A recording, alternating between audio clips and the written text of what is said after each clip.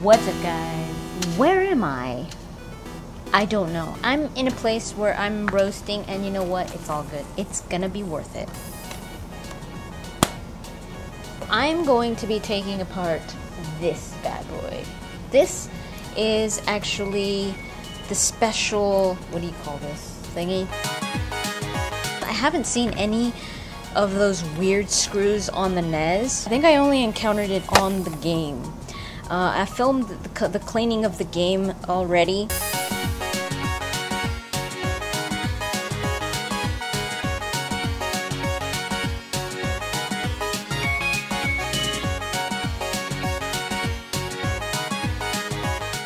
They're security screws that Nintendo were notorious for in their older games. This game, Golf, was released during the NES, when the NES was released, so it was a release game. The video game crash of 1983 in North America.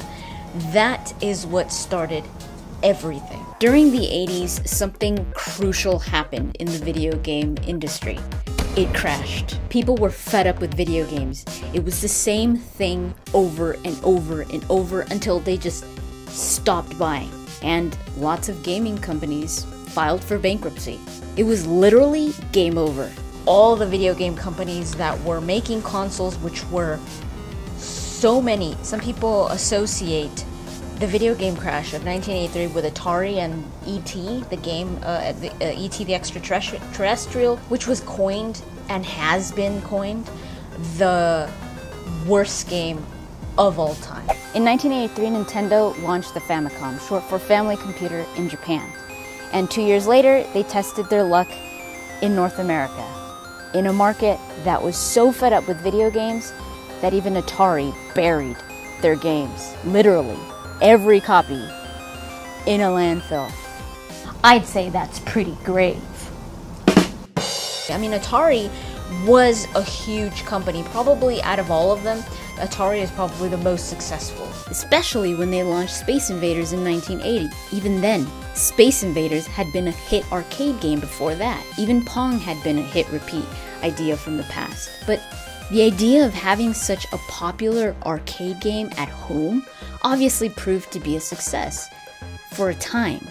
After this, everyone and their mother wanted to make their own home versions of arcade hits on their own home console. Magnavox's Odyssey 2, Fairchild's Channel F, the RCA Studio 2, ColecoVision and Coleco's Gemini, Mattel's Intellivision, Emerson's Arcadia 2001, the Vectrix by General Consumer Electronics, Bentley's CompuVision, Teleport's Mini by DMS, Atari's 2600, and the 5200 Super System. I don't think we've ever seen something like this since. Sometimes people think that the market is becoming oversaturated with the same ideas or repetitive ideas, but when it comes to this time, it was consoles. There was too much to choose from, not enough diversity to even have a reason to have so many options. A lot of the games, like the covers, they had this really cool graphic on it, and it was like, oh wow, like I really want to play that game. In the past, games were misleading, and not just that, but there was no sense of stability. By that I mean take Pac-Man for example. Pac-Man had been in arcades and multiple consoles with different art and sound representation. People knew who Pac-Man was, but didn't. There was no branding. Nothing was grounded. Nothing was familiar. In the 80s, people were barely starting to understand what video games were, players and developers alike. So at the initial stages of a technological breakthrough, during a time where video recording media in the home, like VHS, was barely becoming a thing, and personal computers were already proving to be a great platform for gaming, there was absolutely no room for error. So in a market that was already fed up with games, they didn't want to know anything about it anymore. They were already happy with their computers, home computers and whatever. How did Nintendo even become successful? The way that it looks is so different from the Famicom. The Famicom kind of looks like a toy. Nintendo purposefully changed its the look of the NES so that it looked more like an entertainment system, not a toy. Nintendo called this the Nintendo Entertainment System. Instead of calling their games or video games, they would call them game packs. The terminology that they used was really important, and also the aesthetics of the console. Now it looks a bit yellow, but it was a light gray, black, and dark gray. And the loading port was in the front, and you could cover it so you couldn't see the game anymore. So they made it look a little bit more like a VCR. This could fit right into your entertainment system, where you've got your VCR and it could just slide in, because there was no port for the game on the top. So it was pretty much disguised so that people could think twice about it, so that they could look at it and actually notice it and be like, oh, this is different. For the NES, their games, their game packs, they use the graphics on the front cover of their games. The type of game was also posted on there as a sports game or any genre. It would be posted on there so that people knew what they were playing, and it had Nintendo's seal of approval, so there was no confusion there. So this is the case that protects this loading port as well as the motherboard. So we'll take this off. So the reason why I'm taking this apart is it's stuck. I've got the wrong size, that's why. There's something in here that made the NES fail. As much as it did succeed in the market, because the NES is what brought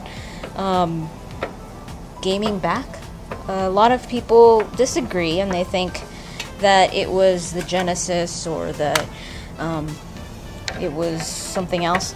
But I believe that it was the NES, because before the NES, home consoles weren't a thing anymore. During this time, I mean, for the NES to have sold as many units as it did, that was quite the achievement. Initially, consumers weren't 100% convinced, but the more Nintendo introduced a variety of unique games and fun accessories like the NES Zapper and the Power Pad, people began to buy. And by 1990, 30% of American households owned the NES, which was more than even personal computers. The NES had outsold all previously released consoles worldwide. Nintendo has always been the company that has innovated. The NES was the first, besides the Game & Watch, but the Game & Watch was a handheld. But the D-pad on the NES controller, this was the first time this was used on a controller. The Game & Watch was Nintendo, so what they did was they took the D-pad from the Game & Watch and they put it on this. The purpose was, if a kid is walking and the controller's on the ground, which many times it was, and they step on it, they're less prone to breaking it. Oh, this is giving me trouble. So even now you will see that Nintendo has very strict copyright laws. Back then, that's why it all started, because people didn't like the fact that Pac-Man they couldn't go to a specific console to find their favorite character. So Nintendo started the idea of mascots. And with mascots comes copyright. So everything, even like they were really, really harsh on third parties, where it was like they had to sign a contract where they couldn't develop for a different company, where they were pretty much, they were like selling their soul to Nintendo. So that existed since then.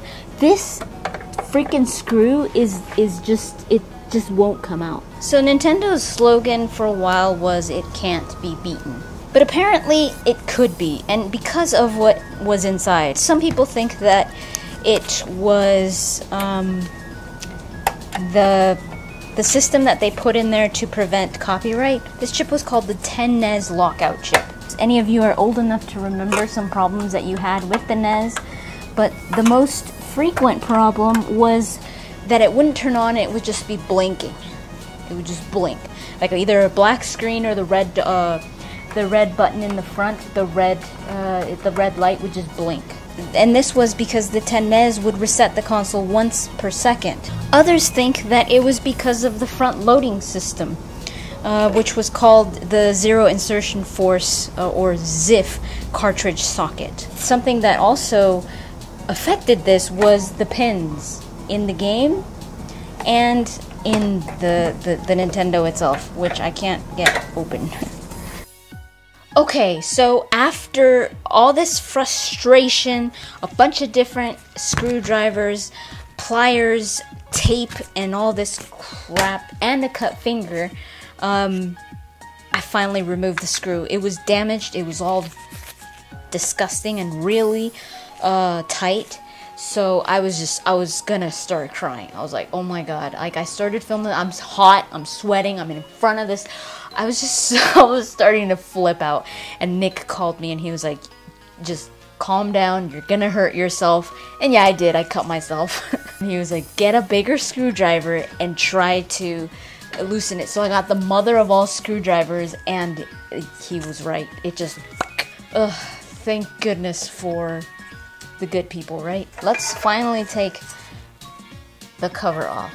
So this is the ZIF, the zero insertion force, which is a lie, because there is force. There's force there, and there's force there. What would get damaged a lot was the pins inside the cartridge.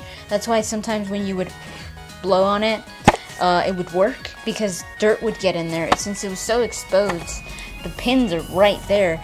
They would get dirty. The pins are right there, and those would get dirty as well. So what we're gonna try to do is, I hope all these stupid screws work, because if they don't, I'm gonna scream. Let's do it for the views, yeah? I'm gonna use the mother of all screwdrivers, so I could intimidate these damn screws. Ooh, yeah, that just pulled it out from the hairs, like.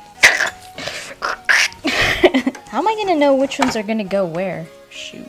Actually, yeah, I'm gonna take a picture. That's a really good idea. So it was pretty ironic that the reason why they put this thing, the zero insertion force, was for it to succeed, because they wanted it to look more like a VCR, but it ended up being its weakness. When I tested this NES, it was blinking, so I'm guessing that's what it is. So whether I could fix this, I don't know, but if it's just a matter of cleaning, we will clean it, and we'll see if that helps it. So there's that. Where are my tweezers? Are any of these magnetized? Come on, please. Do we live in the 19th century or what? Come on. This should come out. Perfect. This is the expansion port, which interestingly enough was made for expansions, and it was never actually used. At the bottom of the NES, there's this little box, and then you just take it off and there's nothing there. This hole and this hole are where this connects on the bottom. So this is not on the top. On the bottom, you connect that there, so that covers this. And when the motherboard is in its spot, this part, this expansion port, is right here. So this little door was placed there for things like a CD, like the Genesis had. This is the CPU, NTSC, so this is a North American one. This was made in 1987. This is the PPU. This is the cartridge connector, and I could remove this, so that's what we're going to be cleaning. This is the power switch connector, and this thing is the RF modulator. So this is where you connect the power cord on the back. You connect the power cord and and then on the sides is the cables for like your AV cables and stuff like that. So that's what this is. Let's see how dirty it is. That is pretty dirty. Ooh, yeah, that's really dirty. So what I'm gonna clean it with is this Brasso. A little bit goes a long way. And I'm gonna put a mask on because this stuff smells really bad. You could clean this with alcohol, but I've read that Brasso works better. Yeah, it's a bit clean, I mean dirty. Alright, now we'll use a little bit of alcohol. It doesn't seem to have cleaned it too well. Let's clean the other side. Ooh, yeah, that side's even nastier. If it doesn't work, what I really wanted, jeez, look at that. What I really wanted to do was talk about the Nintendo's history and how it brought the gaming industry out of the crash because it started to do things differently than, you know, reimagine what video games were, and they've kind of always done that since then. They've always been the innovators. They've always tried to change the way we understand what a controller is or what a game is. Oof, I'm sweating. The 10 NES is, I believe it's this thing right here. Okay, so this was at the bottom, I think.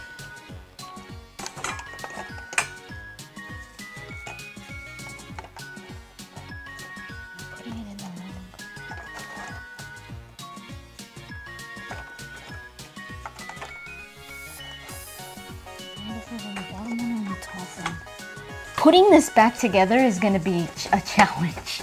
It seems to be right, I think, I hope. Turn it around, look at it that way. Yes, that's right.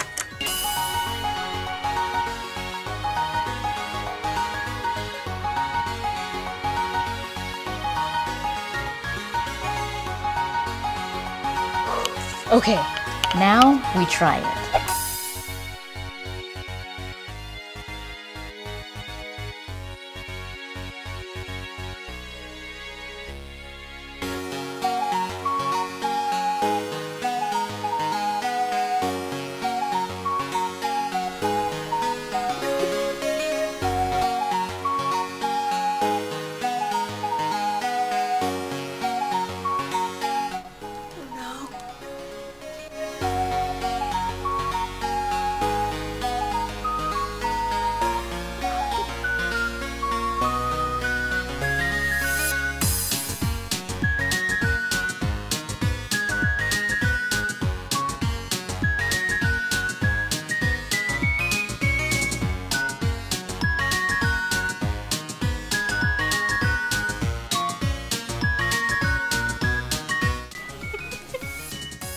So I now have a functioning Nintendo Entertainment System.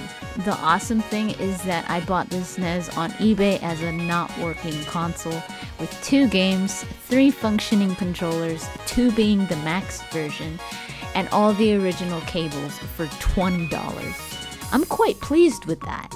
So maybe after all these years, the NES really couldn't be beaten.